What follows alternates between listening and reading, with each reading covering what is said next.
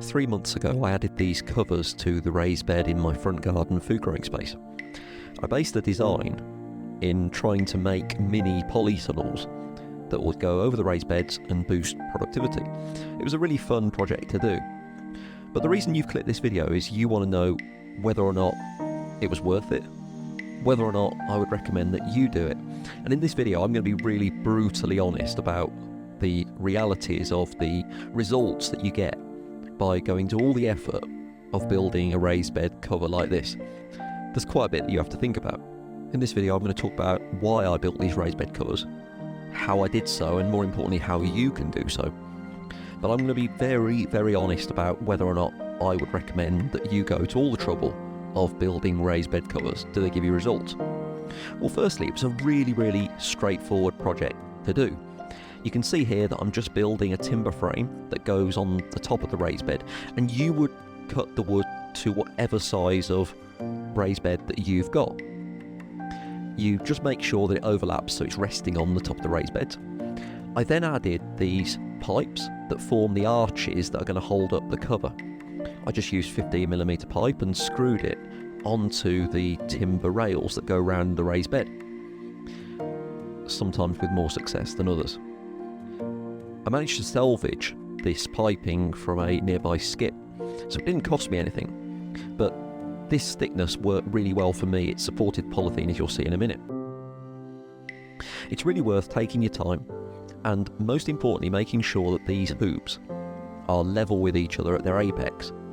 You want them to be mirror images of each other, if that makes sense, because you want the polythene to be really tight. You want the cover to fit nicely, because when it presses down on these arches nice and snug, you're going to get tension, and the tension of the cover will actually determine how strong it is, how resilient it is to wind, and it will look much smarter as well.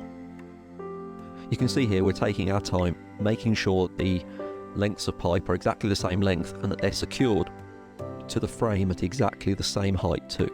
That should give you that uniform structure and therefore tension on the overall project. Then we get to do the good bit, to actually cover the raised bed, and at this point it actually starts to take shape, doesn't it? You can see, I know I'm labouring this point, but it's really important that the hoops are all roughly the same height and you've got a uniform tension across the cover.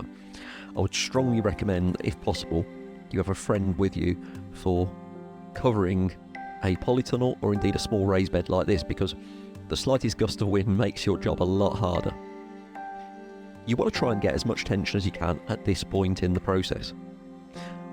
I'm using the same techniques that I use to cover a polytunnel in covering this raised bed. So you can see here I'm adding some old roofing batten offcuts onto the sides of the raised beds.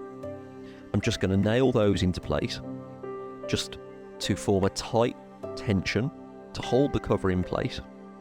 And for this first one, so long as you get the tension fairly decent on the side that you can see nearest to the camera, the rest of it will be okay. We'll pull down really tight on the other side.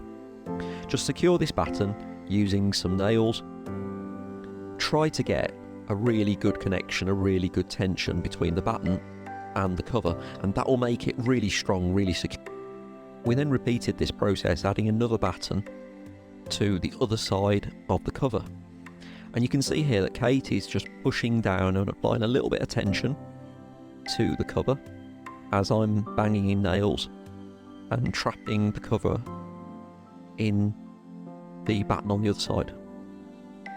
It's really important to add another timber support at either end of the cover, just to stop the arches at either end from bowing in on themselves. It's much easier to do this before you add the cover. I'd forgotten to do it. What about the results? Well, this cover allowed me to plant under the raised bed throughout the coldest months of the year. You can see here I've been able to add a selection of crops, hardy crops, to harvest throughout the coldest months of the year. And in terms of the experiment that I've been doing in my front garden, in terms of how much money I can save, this has been an absolute game changer. I need to make something very clear. A cover like this doesn't offer a huge amount of insulation. If a crop is not hardy, this cover may not protect it fully. However, for these hardy winter crops that you can see on the screen right now, the mustards, lettuces, mizuna, the cover provides a really perfect environment for them to grow and be more productive during the coldest months of the year. It's important to be clear, a cover like this in no way replicates the benefits of a heated greenhouse or an unheated greenhouse for that matter. What it does is, in my opinion, in my experience, it added productive weeks to the growing season. The results that you're going to get growing in a raised bed like this with a cover are going to differ radically depending on what you're growing. But for me, this cover meant that the arrival of winter came about 4 weeks later.